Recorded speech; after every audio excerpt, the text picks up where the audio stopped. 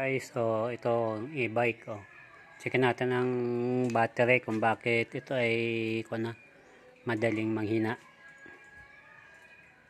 Ito yung apat na battery niya.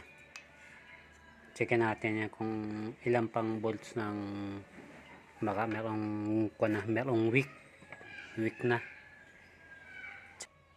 Gumamit tayo guys nito, multi digital tester. Ilagay lang natin sa 20 volts. Tingnan natin kung ilang ito.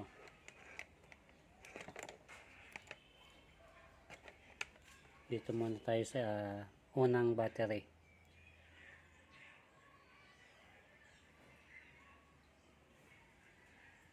Twelve point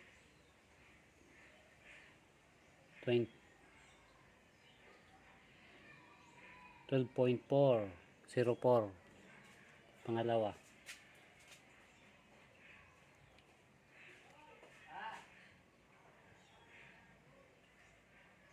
Thirteen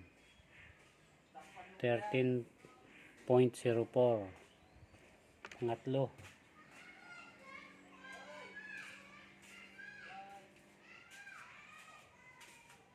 11.30.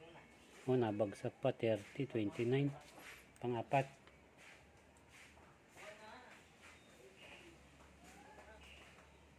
13.17.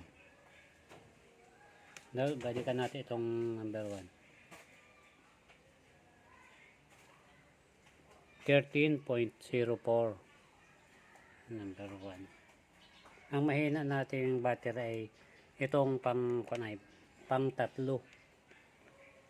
Kaya pala siya naman agad nalubat agad.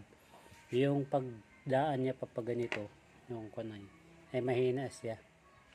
Kaya nalubat. Ito pwede natin palitan ito.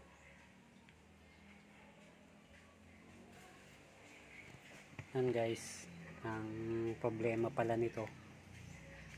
Ito, weak na itong isa na ito.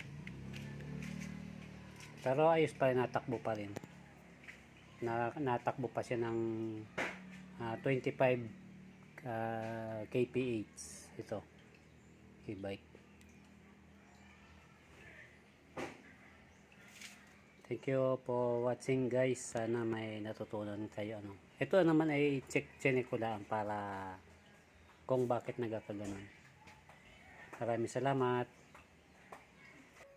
Sana guys may natutunan kayo sa konti kong i-share na video.